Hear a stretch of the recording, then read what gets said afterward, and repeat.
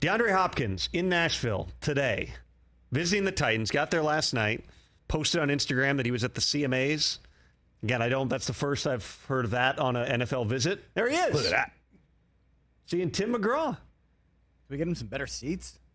Yeah. Well, he's in a box, right? Hop's a unique guy. I think that in terms of the potential fits city-wise, Nashville probably a little bit more his speed than Foxborough. But he is supposed to visit the Patriots later this week. Do we have that sound, by the way? Do we have the Bill Belichick? Can we use that? We have a segment on the show, right? About Bill Belichick press conference moments. There was one today when he was asked about DeAndre Hopkins. Let's roll that now. Today's Bill Belichick press conference moment. Well, we prefer to win.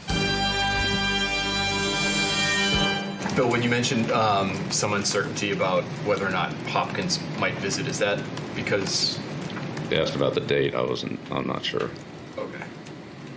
But is the plan for him to be here this week? Well, we're working through it, so I don't really have anything to add to that.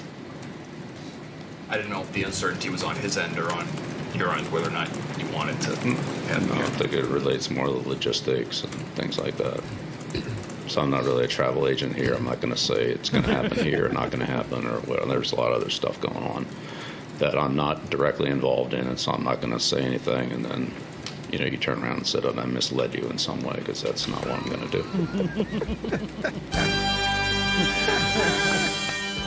Not a travel agent. Wow. Just FYI, Bill's not a travel agent. God bless Mike Reese. Just doing the Lord's work every single week in Foxborough. I just love how whatever the previous question was, Bill's smiling after his answer, and then the moment the question starts to come out and you just see the face droop, he knows what he's got to do here. By the way, Hopkins, I'm told, is visiting on Thursday. So to the extent that anyone cares Thursday. on the timeline of All it, right. it's supposed to be on Thursday. A beautiful June day in New England. which gives the Titans time here. I think that it's a really interesting fit in Tennessee. It makes a lot of sense because it's no secret Mike Vrabel was really frustrated with what they were working with at wide receiver last year.